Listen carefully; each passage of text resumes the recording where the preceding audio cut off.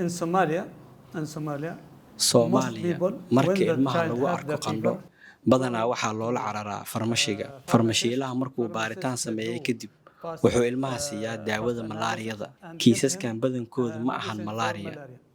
Most of these cases are not malaria because maxaa yeelay in badan oo carruurtaas ka mid ah oo nagu soo booqday qaybtayna daaweynta carruurta ee isbitaalka Dalmar, isla markaana aan u sameynay baaritaanka saxda ah ee malaariyada, waxaa badankood inoo soo baxday xanuuno kale.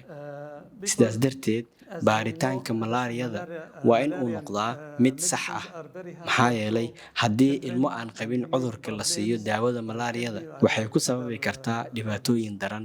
So diagnosis malaria should be accurate because as we know this malarian medicines are very harmful to children and make problems by kidney or other organs.